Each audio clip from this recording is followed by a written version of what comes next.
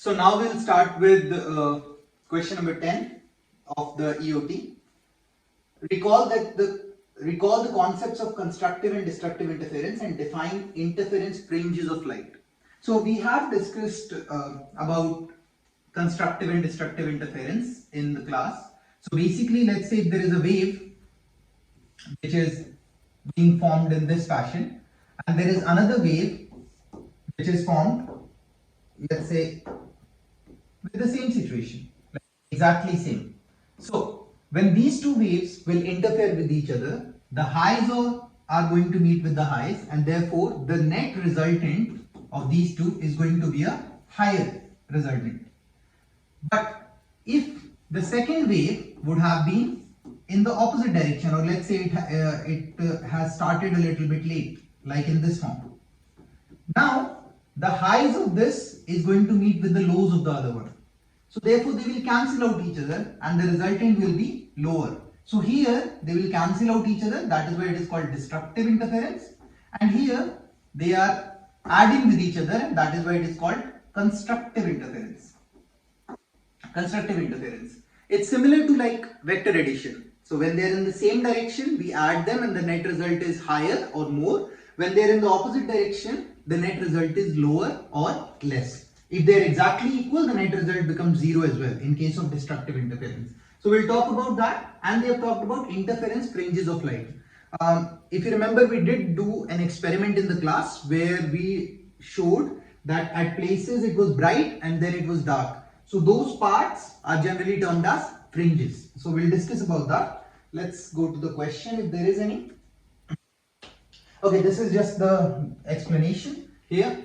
You would see some words like interference, again meeting of the two waves, the way they interfere, coherent light.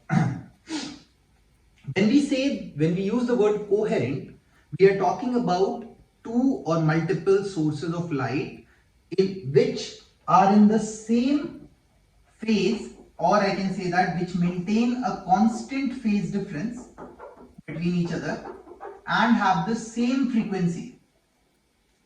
Then we call that the two light waves are coherent.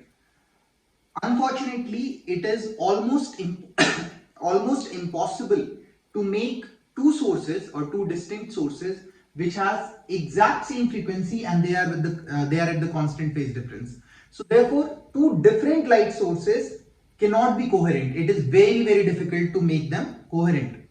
But I can do one thing, that I can make a particular light source and I can divide it into multiple parts, and those sources, because they are coming from the same light source, will become coherent. So you will see that we'll use one source and then we will split it into multiple parts or two parts or three parts so that they remain coherent, and when they interfere with each other, the pattern remains fixed. Why coherency is important? So that the pattern remains static, otherwise it will keep changing. You will understand it in a bit later. Young's double slit experiment. The name of the scientist was Thomas Young.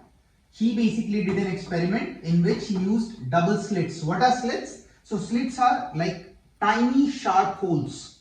You can say that, like very sharp holes, very small, so that when the light goes through it, passes through it, it kind of diffracts, or we will study it later, that it kinds of bends around the edges. So he made two slits and allowed the light to pass through those two slits to get a pattern. This pattern, so basically what we did, we took a light source, because as I told you, it is impossible to create a coherent source with two different light sources. We passed it through a slit, then it became like a standard coherent source, a single coherent source, because right now if I take a torch light, let's say this is the light and here is the lamp. Now the lights at different points have different kind of intensity. So first I want to make it uniform. For that I took a small hole, and then the light coming out of this is almost coherent. Now when this particular light is passed through two smaller slits, these two light waves are basically coherent to each other, or what we are saying is that this and this are two distinct light sources which are in the same phase and have the same frequency. Therefore, S1 and S2, the light which is coming from S1 and S2 is assumed to be or can be considered as coherent sources. So when this happens, then the lights on a screen which is placed like a distance apart interferes at different points. Like here they would interfere, here they would interfere, and at different points they interfere. And when they interfere at different points, what happens is at some points it produces a constructive interference, at some points it produces a destructive interference, and therefore we get a pattern on the screen which would be bright, dark, bright, dark. And this pattern of bright, dark is basically termed as fringes. A bright fringe or a dark fringe. Constructive interference, again explanation, produces a bright central band. Why are we saying it's a bright central band? Because the light wave which has generated from here, I'll choose another color so that I hope it is visible. Light wave which is generated from here and the light wave which is generated from here, when they meet at this point, they have traveled equal distances. They have traveled equal path. So the path difference between them is 0 and they have started at the same point. Everything is identical. So when they meet at this point, they meet constructively.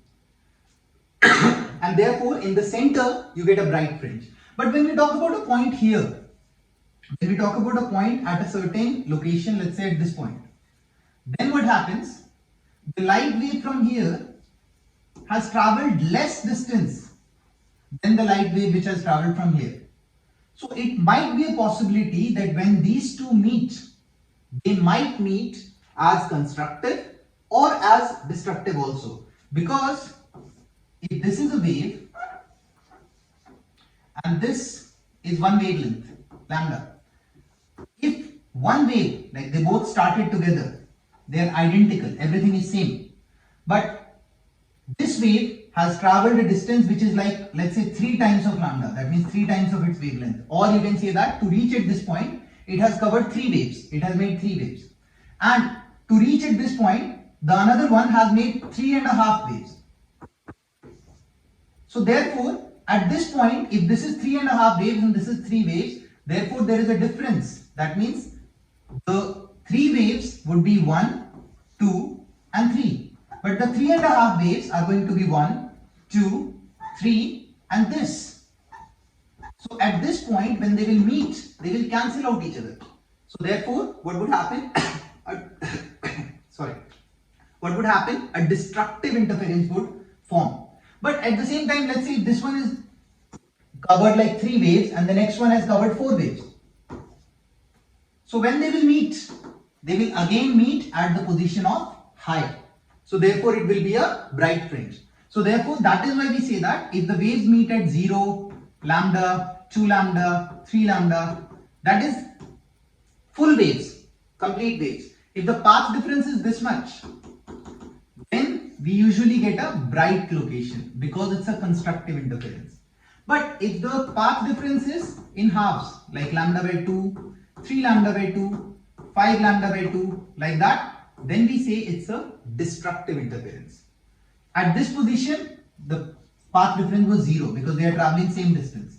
At any other position, the path difference can be any multiple of all of these possibilities. That is why we get different brights and different darks at different locations depending on what is the path difference between the two waves and at what location they are meeting. Constructive interference, intensity of the bright band decreases, and like all these are basically the interference pattern. In a simple sense, if I can tell you, it is something like this. This is the intensity. These are the two slits, like S1, light is coming from S1 and S2. In the center, there is a bright location. There is a bright location. After that, there is dark, this side as well. Then the brightness comes back. Ideally, it should be in this form. That the intensity of the central bright, so this is the bright, central bright. This is what we call as first dark. Then again, first bright, second bright, third bright, and so on. Ideally, it should be this. But obviously, when the light waves strike at different locations, they bend, the intensity reduces. So in practicality, what happens? The intensity of the central is maximum and then the intensity falls. Now remember, these are not waves. This is the intensity curve. So here the intensity is maximum. Then we have darkness, both sides. Then we have brightness again, but it is not that bright. It is not as bright as the central maxima. But in ideal case, we say that the maximas of the central bright and the other brights are almost same. But in realistic values, it is actually reducing. The brightness reduces and suddenly, not suddenly, gradually dies down. One more thing here is that the width of the central maxima and width of all other maximas are almost same. We will talk about that width is generally represented by beta, but we'll talk about that later. So you can say that the intensity of the bright bands decreases the farther the band is from the central band, as you can see. Between the bright bands are dark areas where destructive interference occurs. Again, when the difference is lambda by 2, 3 lambda by 2 and so on. The positions of the constructive and destructive interference bands depend on the light's wavelength. Where will the constructive and destructive band would happen? That depends on the light's wavelength. We will calculate that. Okay, yeah, this is the mathematical way to find it out. So think of it like this is S1, this is S2. So this is basically hole number 1 and this is hole number 2. You can, and they are at a very small distance with each other, that is D. Now at this point, I know that the path difference is 0. So there is no point calculating the path difference at that point. Rather, what I would do, I would consider on the screen any other point, and let's say that point is x distance away. Okay. Now, this wave has traveled a distance S1P1, and this wave has traveled a distance. This wave has traveled a distance S2P2. Okay, S2P2, S2P1 at the same location. This is S2 and this wave has traveled this much. So I can see that this wave has traveled almost this much extra path, this much extra distance. So this extra distance is the path difference. This extra distance is the path difference. And this extra distance, if it is lambda, that means if it is after one complete wave, then I can say that it will be a constructive interference. But if it is half lambda, then it will be a destructive interference. If it is 1.5 lambda, then it is again a destructive interference. Now, but it is lambda, 2 lambda and all that, it is a constructive interference. Now, how do we calculate it? So I can say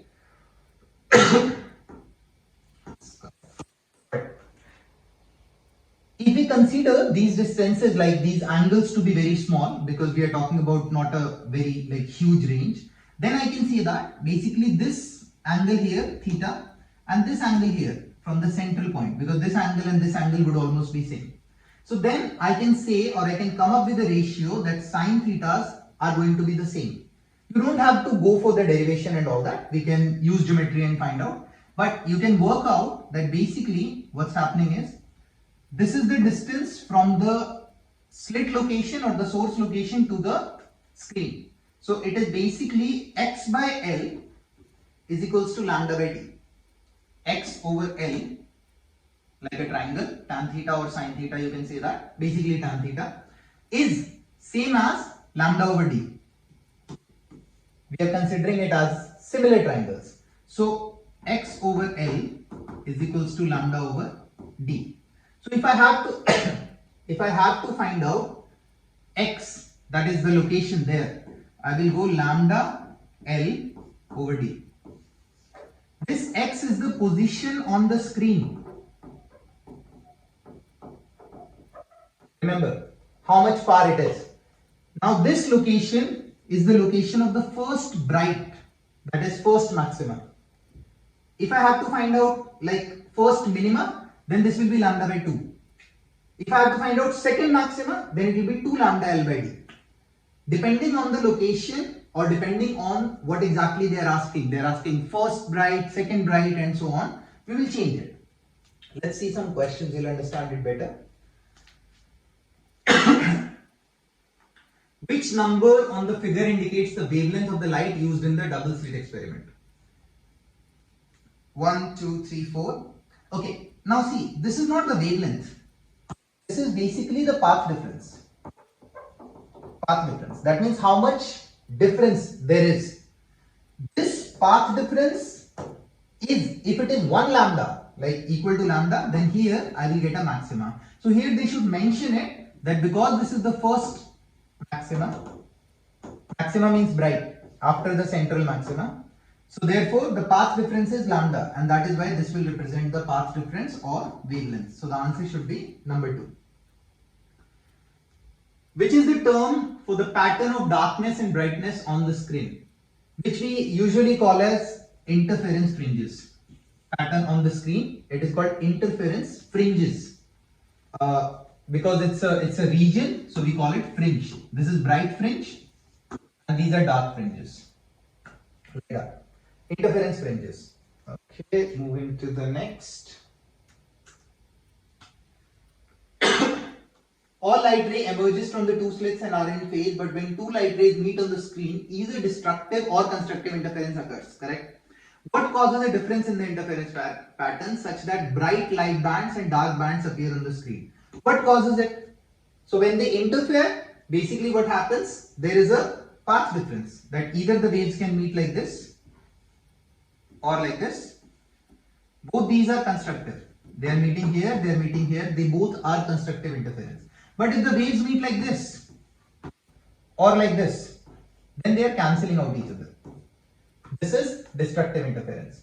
So what exactly causes this? The difference in the length of the path traveled by each light ray. It's actually not the light ray, but we usually term it as it is the path difference. That is what is causing the interference pattern. The difference in the emission time, no. They both are emitting at the same time. The difference in wavelength of each ray, no. Everything is same. The difference in phase, no. They produce a constant phase difference when leaving the two slits. So when they leave, their phases is, the phase difference between them is 0. They are together. Question 11. Explain how bright and dark interference fringes are created in double slit interference investigation with monochromatic light. When we use the term monochromatic, mono means single and chroma means color. We are talking about single colored light or the light which has only one wavelength. Remember, when we talk about white light, it is a combination of these: violet, indigo, blue, green, yellow, orange, red. The red has the maximum wavelength or the longest wavelength, and violet has the smallest wavelength. So white is actually the combination of this. So when we say monochromatic, we are picking one of the colors. Monochromatic, single chromatic. If it is dichromatic, two colors or two wavelengths. Interference of coherent light. Remember, it is very important for the light sources to be coherent. When we say coherent, we are talking about same frequency. Same frequency means the waves are consistently at the same frequency. Because if the frequency will differ, then on the screen what will happen? At some point there will be dark and at some point it will be bright because frequency is changing. Imagine like I am producing the wave and one wave is being produced at a certain speed and another wave is changing its value, like the speed at which it is produced. So when that changes, then what will happen? At some point it will produce a maxima because they are interfering with each other constructively, and at some point it will produce minima because they are interfering with each other destructively. So therefore on the screen, because the process is happening so fast, you will not see the consistent pattern and you will see completely white, like no patterns at all, because it's changing. I mean, it's happening, but you cannot see it, you cannot judge it. The overlapping light from the two slits fell on an observing screen. The overlap created a pattern of bright and dark bands called interference fringes. Constructive interference, you know that, you can read through whatever it is. This is just the definitions. And remember, the intensity of the brights reduces as we move from the central maxima. Sorry. A top view of the double slit investigation is shown in figure. The wave fronts interfere constructively and destructively to form pattern of light and dark bands. Okay. Determine the type of interference in each of the two figures shown below. These two different questions.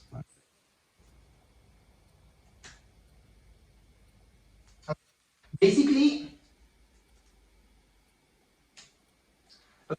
a top view of double slit investigation is shown in the figure. The wave fronts interfere constructively and destructively to form a pattern of light and dark bands. What is the question? I cannot see. Basically, the explanation I can do is basically a light source. It passes through one slit, then it becomes like almost coherent, and then it has gone through two different slits, and these two light sources are coherent with each other, so they will form a pattern on the screen. When the light source comes from a hole or a slit, it forms, this is called wave fronts. Wave fronts. There are different types of wave fronts. Spherical wave front, like if it's a point source, the wave fronts or the light which will come, think of it like if it is a point source, light would go in all directions. So that's a spherical wave front. But if it is a line source like this, then the light is going like this, making a cylinder. So that's a cylindrical wavefront. So different light sources or the shapes will produce different kinds of wavefronts. This was a question asked last year. Determine the type of interference in each of the two figures shown below. Mark the band that produces a dark band. Now here if you see, this is one wave, 1, 2, 3, like almost the third wave is producing. Here it is 1, 2 and 3, but at this point this one is rising and this one is falling, you can see, and therefore what is happening at this point, when they will meet destructively. But here if you see, this one is rising and this one is rising also, so at this point when they meet, they both are in the same particular phase, so therefore we call it constructive interference. And here it will be dark, here it will be bright. They are asking in the question, mark tick the band that produces a dark band. So that is the destructive interference. The diagram shows the pattern of interference produced by two coherent light wave sources. Which of the following table rows is correct? This is the diagram, shows the pattern of interference produced by two coherent light wave sources. Which of the following table rows is correct? Okay, we'll look into it later.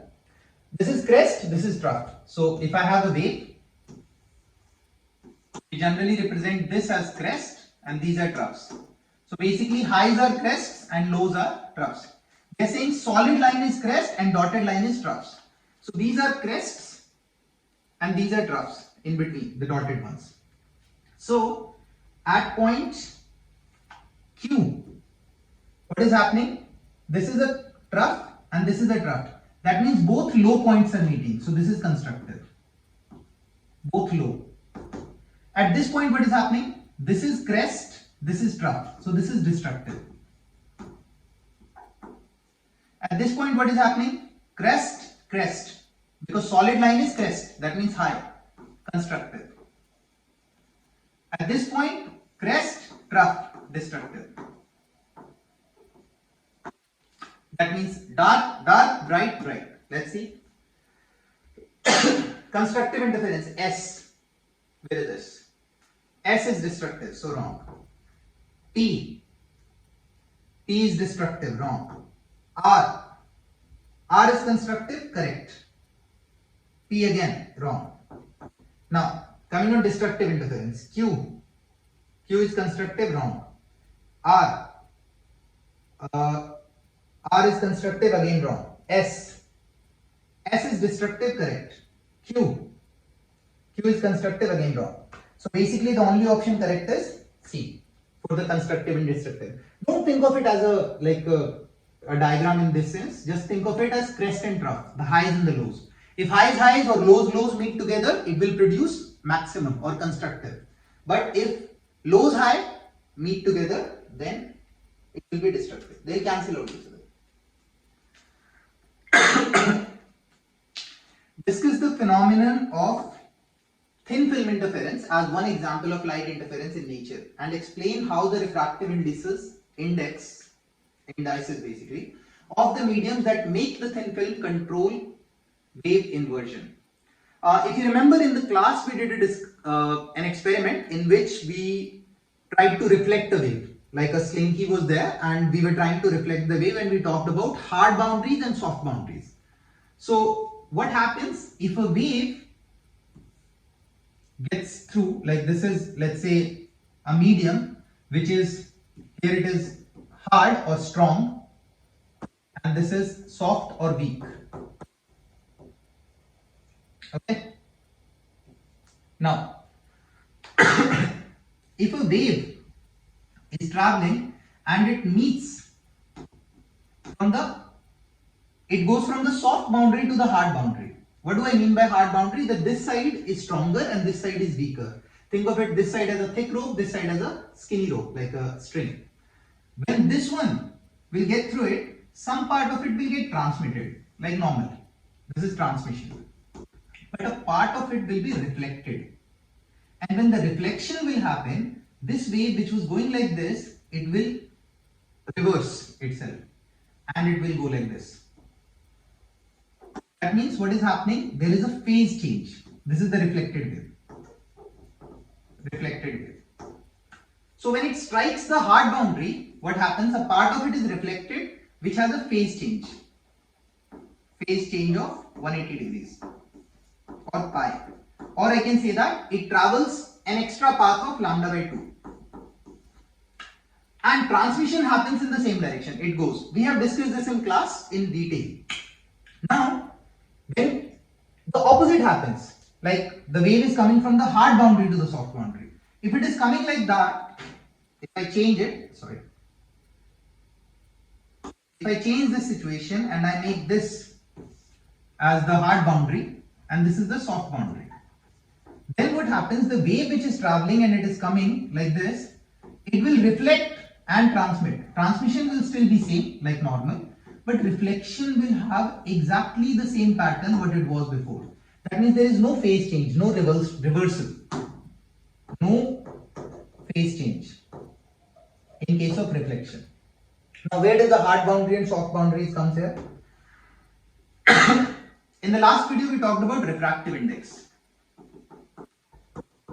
or N. If N is more of a medium compared to the previous medium, then we say that that's a hard boundary for it. For example, let's say this is air or vacuum and this is water. N for this is 1.33 and N for this is 1. When the wave will travel, it will strike here. So what will happen? At this point, some part of it will be reflected and some part of it will be transmitted. Now transmission will be normal. It will go as it is. Transmission, no phase change, nothing. But when the reflection will happen, because it has more refractive index than this, it is considered to be coming from a soft side to a hard side. And this boundary is differentiating between a soft boundary and a hard boundary. So when this wave will reflect back, it will change its phase.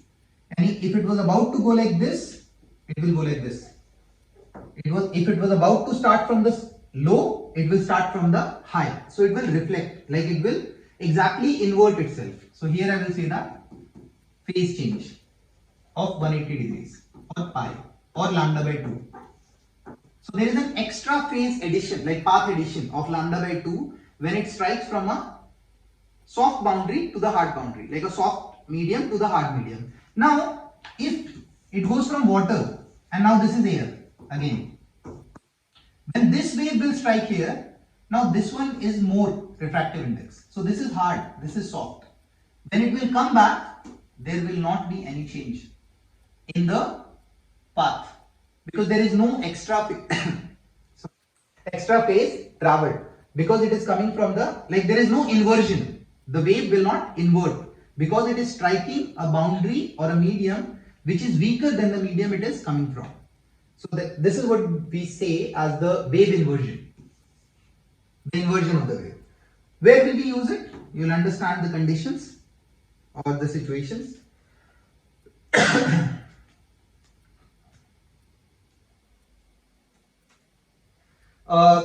Basically in soap bubbles what happens, this is the example of thin film interference. When we say film, we are talking about a layer. So if you focus on this carefully, it's water, a layer of water, inside it is air again, outside is air also. So the light wave which strikes, it goes, reflects from here, and then it goes in and reflects from the inner part. And these two waves, they interfere with each other. And when they interfere with each other, because it's white light, it produces kind of bright dark kind of pattern, which you see here in the form of colors. Because every wave, like white is a combination of multiple colors, multiple wavelengths. So they produce their own bright and dark fringes. And that is what we see in the form of colors. You can read this, the phenomenon of a spectrum of colors resulting from constructive and destructive interference. Refractive index I have talked about before. This is a similar situation where refractive index can be given by like n is equals to c by v. C is the speed of light in vacuum, v is the speed of light in a certain medium. When we talk about in terms of wavelength, I can say that lambda of a certain medium is equals to lambda in the vacuum over n. N is the refractive index of whatever medium. Where does this result comes from? So velocity is equals to lambda times of f. Remember, frequency is of source. Frequency does not depend on the medium in which it is traveling. So the only thing which depends on the medium in which the wave is traveling is wavelength. So if I will change it, place it here, here will be lambda in the vacuum and here the lambda in the medium. Frequency will get cancelled out and here it is n. So lambda in the medium will be lambda vacuum over the refractive index. It is the same expression, it's just a change. You can slow it down and go through it once again. Yeah, this is the example which I was giving you here. This is n equals to 1, this is n equal to 1.33. So this is a hard boundary. Now here what will happen? There is a inversion because this is going here and this will come back here. Now this is a reflected wave. Reflected wave is inverted. But the wave which is going here, refracted wave, is not inverted. Refraction, there is no inversion. Refraction means when it goes from one medium to another medium. So there is no inversion. And here when it strikes, there will be reflection. But this is from a hard to a soft boundary. So here also there will not be any inversion. Reflected wave not inverted. And then refraction happens again, no inversion. But at this point, this is again going hard from soft. This will come back and this is no inversion at this point because there is reflection. And here when it comes out, refraction, there is no inversion in any way. So inversion will happen at this point. And if inversion is happening at that point, if you slightly focus a little bit, this wave is coming, it got inverted. So now, and this is going same like normal. It comes here, no inversion, comes back here, no inversion, and then it goes from here, from this point. Now this wave has traveled an extra path. If I say that this distance is, let's say, d, I don't know, and this angle is very small, so I can say this is also almost equal to d and this is also equal to d. d plus d is 2d. So that means this wave which is coming out has traveled an extra path 2d. It has gone here and gone here, extra path 2d. If this 2d is equal to lambda, then when this wave and this wave will meet, they will produce constructive interference. That means maxima. But there is a problem. This wave has already been inverted in half. So that means it has reversed. But this wave is going in the same way. There is no reversal in this one. So if this one has inverted, therefore there is an extra path of lambda by 2. So all I need, if 2d is equals to lambda by 2, then when they will meet, they will produce bright. It's something like this. There is a wave and there is another wave.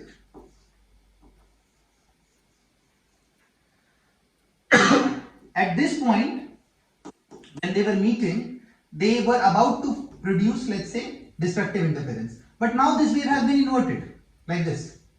And if they have inverted, then now they will produce constructive interference.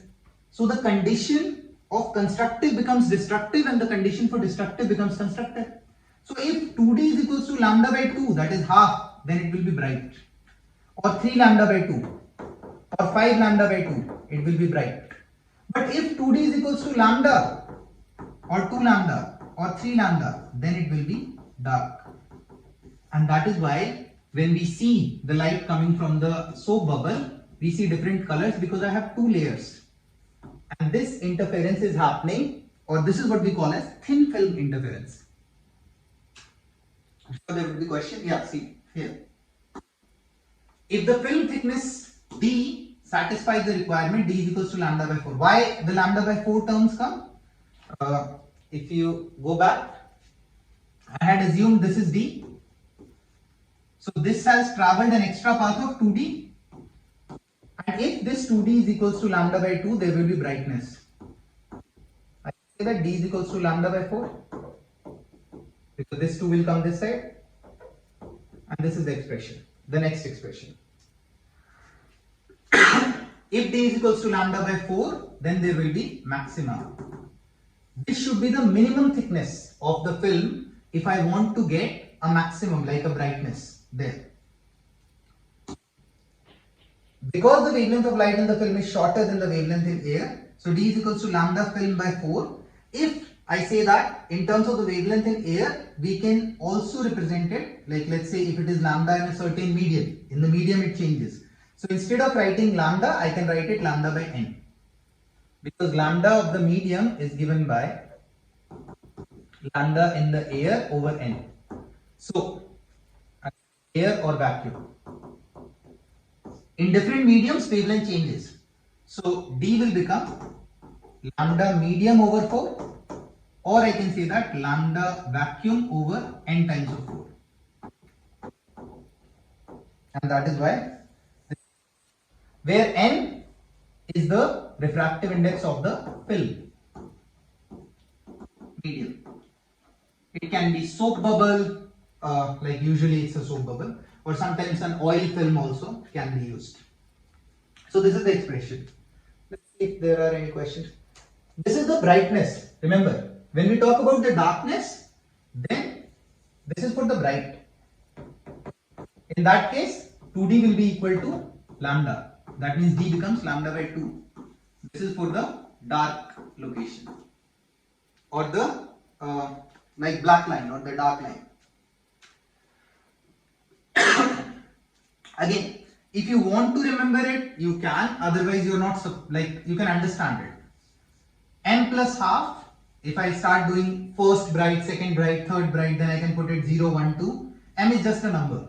So it's just for the confusion. All you have to remember is it like lambda by 2, 3 lambda by 2, 5 lambda by 2. That will give me constructive if there is an inversion. If there is no inversion, then it will give me destructive. Because the conditions for maximas are 0, lambda, 2 lambda, 3 lambda, like that. This is for maxima. But if I invert one of the wave, then the condition reverse. Lambda by 2, 3 lambda by 2, 5 lambda by 2, like that. So that is why it is mentioned here. Constructive interference, if the wave is inverted, then it is lambda by 2. If it is not inverted, then it is destructive interference. And when I say inverted, if both are inverted,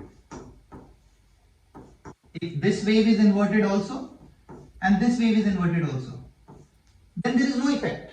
The conditions remains unchanged. So if both are inverted, the conditions are same as the none are inverted. But if one of them are inverted, this becomes here and this goes here, because they reverse. The conditions reverse. Don't get confused, again I'm telling you, with the expression. It is just there to confuse you. You have to remember as half lambda, 3 by 2 lambda, 5 lambda by 2 and all that. So these are the conditions. Let's see if there are any questions. You can observe thin film interference by dipping a bubble wand into some bubble solution and hiding the wand in the air. What is the thickness of the thinnest soap film at which you would see a black stripe? A black stripe. That means they are talking about the dark fringe. if the light illuminating the film has a wavelength of 521 nanometer. So they've given me the wavelength, they've given me the refractive index of the medium. 1.33 is generally for water. And what else? Okay, so they ask or they want the location of the first dark line, black stripe. So I can say that 2D, which was my expression back then, should be equal to, if they are talking about the dark location, I can say that it should be equal to lambda. And because there is a medium involved, so I can say that it will be lambda medium or lambda by n. I have the wavelength, I have the refractive index, I can find the value of d. That will give me the thickness. This is the exact result which we have to calculate. Here they talk about the black stripe. And remember, they are also mentioning here thinnest. So they are talking about the first black. If they are asking about, let's say, any black, then I would have changed it. If they ask the second black, so I would put it 2 lambda. Third black, 3 lambda, like that. The values will keep changing. What is the thinnest soap film for which light of wavelength 521 nanometer will constructive interfere? Again, thinnest soap film. So I can say that 2D is equals to lambda by 2. I have the wavelength. Instead of lambda, lambda medium should be the correct form. So it is lambda by n times 2D. N is the refractive index, lambda is the 521 nanometer for air or vacuum. Basically, when I say wavelength air, I mean the wavelength of that particular wave in the air. Because remember, frequency is something which is of the source, like 50 Hertz, 70 Hertz, 2000 Hertz or whatever. But wavelength depends on different mediums. If light goes from one medium to another medium, the wavelength changes. And that is why I am saying lambda air means lambda in air. Usually this is what they give you, lambda in air, and they give you the refractive index. So the correct way to find out the wavelength in the medium is air over n. That's the result. Just put the values, you'll get the result. A silicon solar cell has a non-refractive coating placed on it. If a film of silicon monoxide N is given, is placed on the silicon, N is equals to 3.5. How thick should be the layer be to keep yellow-green light from being reflected? Now see, here is a very important point. We have a silicon solar cell has a non-reflective coating placed on it. If a film of silicon monoxide is placed on the silicon, now this is silicon and this is silicon monoxide. Silicon monoxide, SiO. Now, this one has refractive index 1.45, this one has refractive index 3.45. 3.5. So when the light will go from here, it is going from a soft medium to a hard medium. So there will be reflection. Sorry, there will be inversion. And therefore I have to use my simple equations like saying 2D is equals to, what do they want? How thick should be the layer be to keep yellow-green light from being reflected? We have to basically, how thick should be the layer be to keep yellow-green light from being reflected? There is a phase inversion, yes, for destructive interference to keep yellow-green light from being reflected. So we are trying to hold the yellow-green light. Minimum thickness, m is equals to 0. For destructive interference to keep, because n silicon is less than n film, there is a phase inversion on the second reflection. N film is more than n air. Okay. Yeah, this is a very good point. So it's something like this. We have silicon here, and this is silicon oxide. There is a layer, and there is air also, no? So light will come from here. This is air, refractive index is 1. This is 1.45. This is 3.5. Light will come from here. This is soft to hard. It will invert. There is inversion.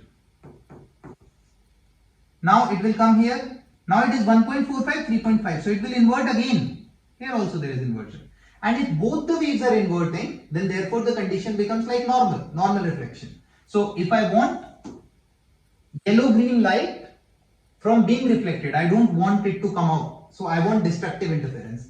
And if I want destructive interference for normal condition, lambda by 2, 3 lambda by 2, 5 lambda by 2, because they both are inverting.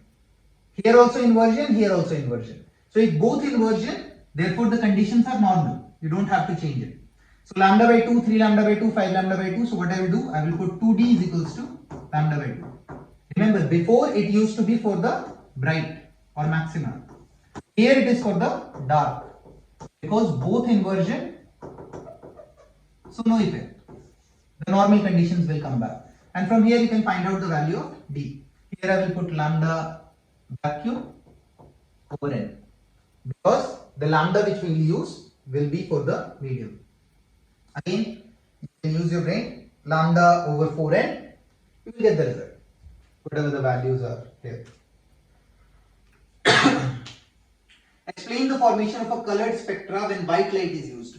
So what happens when a white light is used? Because there are multiple wavelengths, it's a combination. And if it is a combination of wavelengths, then there will be a pattern of all wavelengths. Here this wavelength is 400 nanometer approximately for violet. But for red, the wavelength is approximately 700 nanometer. Nanometer is 10 to the power minus 9.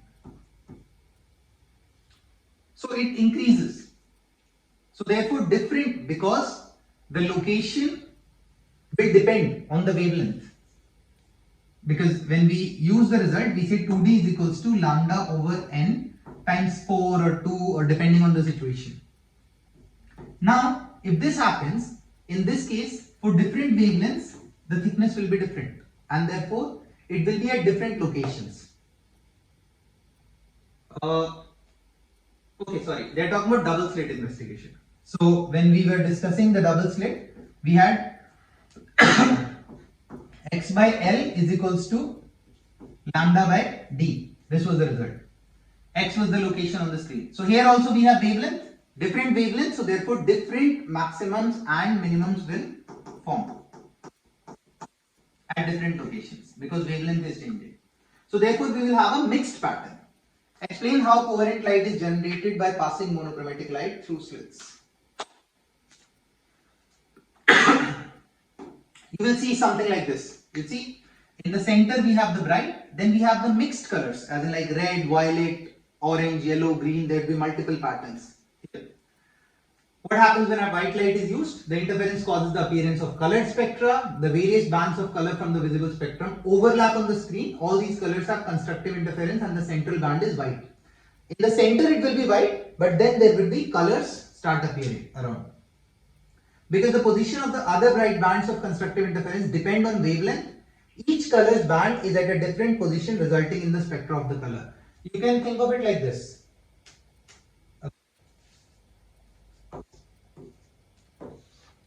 This is the pattern.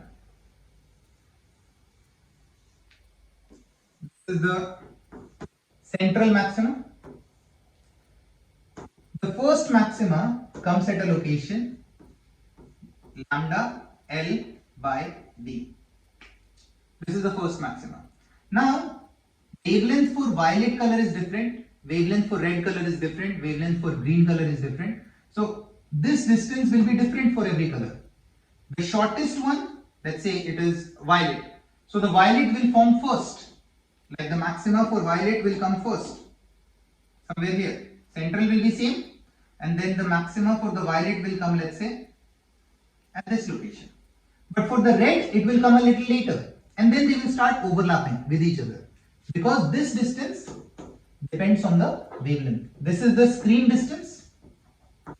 And this is the slit separation, slit distance.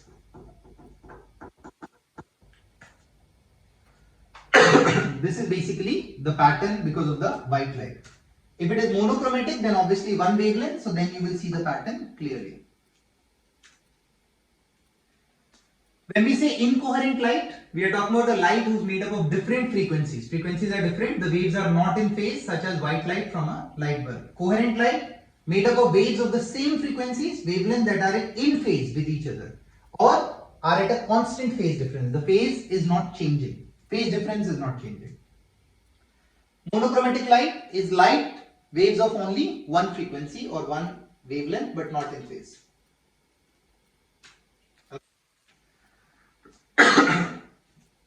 Interference of, by the way, monochromatic light can also be in phase if it is just like we use some sort of a single source, or we can even make a monochromatic light as coherent source by passing it through a small slit.